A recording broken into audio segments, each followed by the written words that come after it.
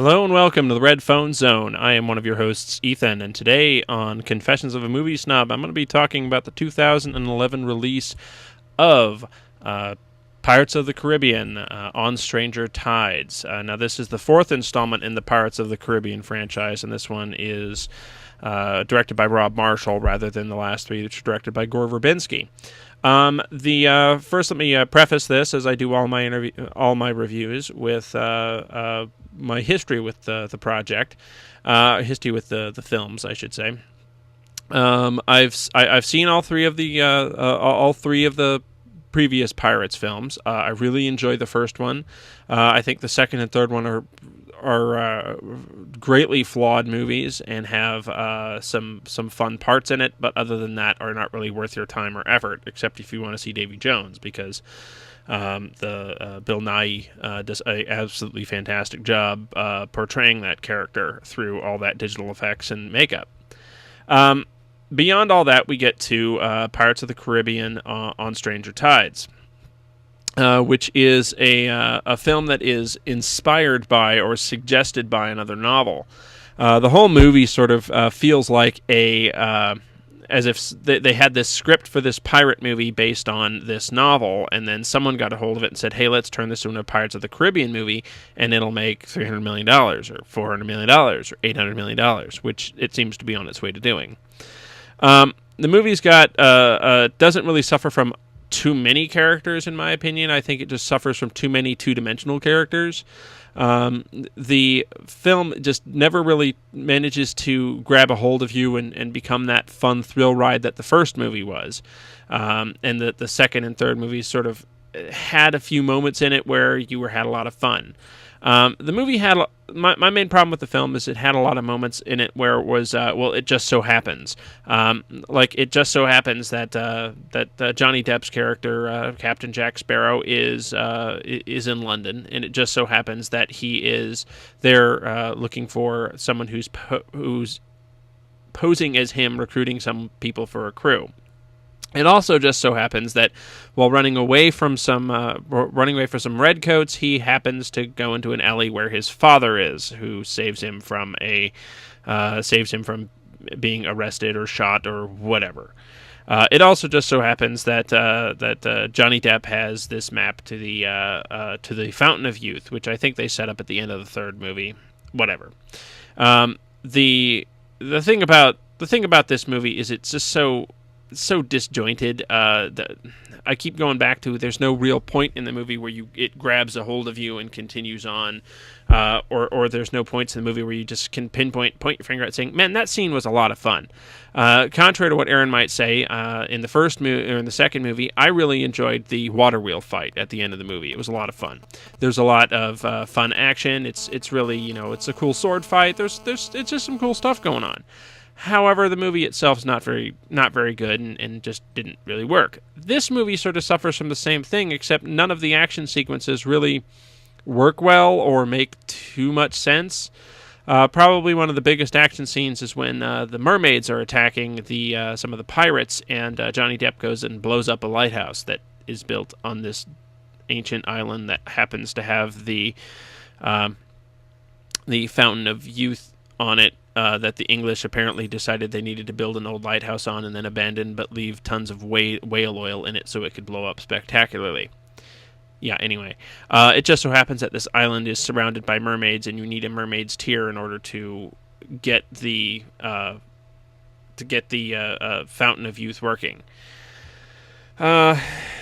The antagonists in the movie, and I say that plural. There's the Spanish who are seeking out the Fountain of Youth. There's Blackbeard seeking out the Fountain of Youth, and then there's of course Barbossa, who is seeking out the Fountain of Youth for various reasons. Jeffrey Rush is always a treat. He's great in it, although he doesn't have a hell of a lot to work with. Same can be said for Ian McShane as Blackbeard. I really wanted Blackbeard to be this big, over-the-top, grandiose, big bad villain. We sort of got it with Davy Jones in the previous movies, but this movie really needed a villain to carry it. And well, we all know that Ian McShane can do that. He just was never given the opportunity or given a character deep enough to do this with.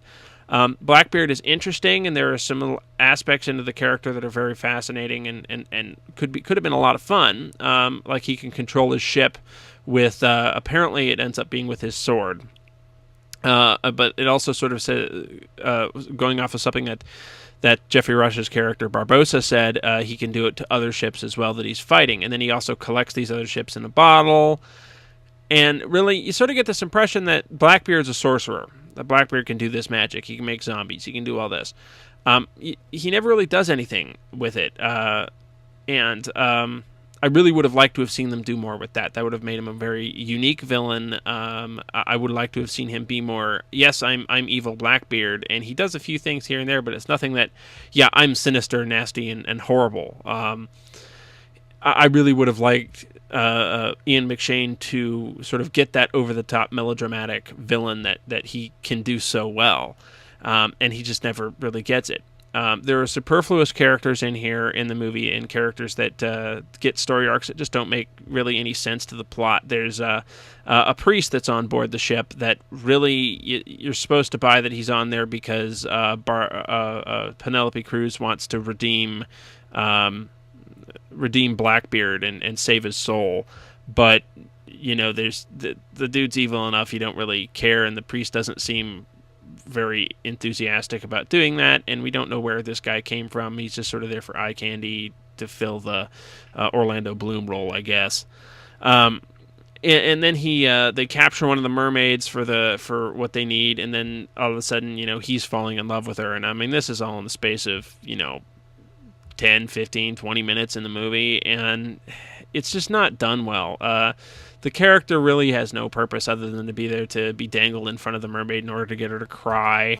And really, that's the only reason he's in the script. I can't help but think that maybe in the original story, in the original script, this dude might have been the actual protagonist, but got obviously sidelined and severely revised because of Johnny Depp's Captain Jack Sparrow character. Speaking of which, Johnny Depp is he's good. He's good in it, but when is Johnny Depp not good? The Captain Sparrow character is always fun and entertaining, but this movie just sort of fails to hit on any kind of level of entertainment value for me. I was watching the movie, and there were several big jumps in it that just took me out of it.